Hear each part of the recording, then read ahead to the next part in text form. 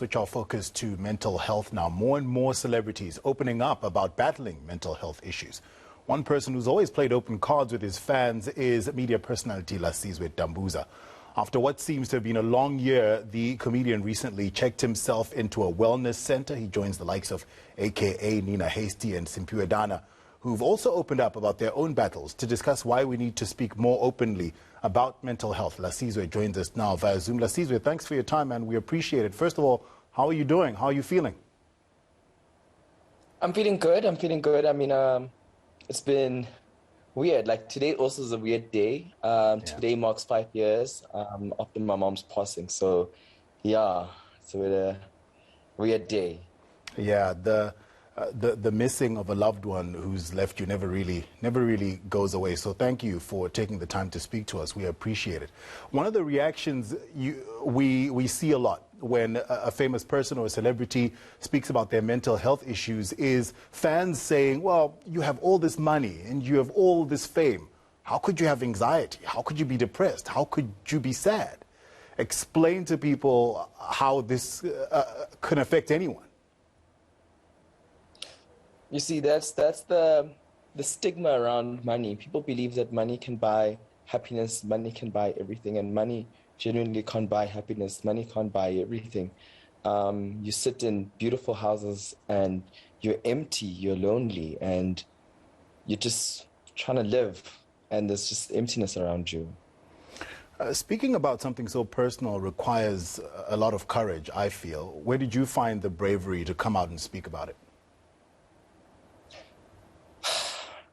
So I've always played open cards with my fans, you know, and I have this idea that my role in life is to entertain, empower, and inspire. So my life is basically your entertainment, and I'm here to teach, I'm here to inspire. And where I've got the courage is because I've always played open cards, and I've always told my fans when I'm happy, when I'm not happy. And I just wanted to basically say that even your celebrities, people that you look up to, go through a lot of stuff. A lot of people decide to suffer in silence. Why do you think that conversations about depression, anxiety, and other mental health issues need to move from a private to a public space? I think for me, the reason why some people suffer in silence is because of the stigma that it comes with, you know, especially in the Black community. Many people believe that mental health is curable. It can be cured with prayer, it can be cured with money, and it's something that you just don't even, you know, cure. It's stuck with you for life.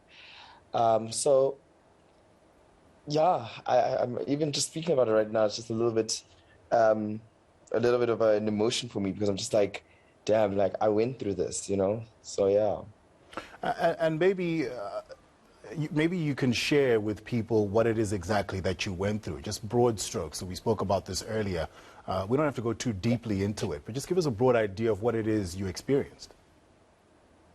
So, you know, I've been experiencing this for like the past months, but the upside of me is that I spoke to my close friends. My family knew that I wasn't well. I wasn't not even healthy well. I was healthy, but I was not well mentally. You know, I would always say I'm sad. I'd always try by all means by going out with friends and being with family members, being in good circles. But that was like a temporary distraction until like one time I just came home, and my home was just so traumatic for me. Like I started crying. I started feeling like my world is just collapsing. You know, you just feel like you're in a dark space. You start getting anxious. You start overthinking stuff. You start feeling like you're losing control. You're losing touch of the world, and your mind even starts racing into places that you've never been to, even places like suicide. You know, so yeah.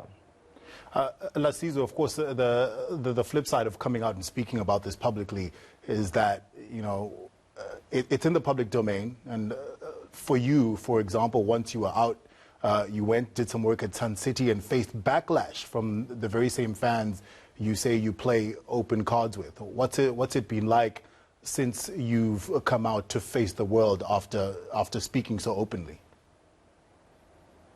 So, I think my biggest fear was also just being,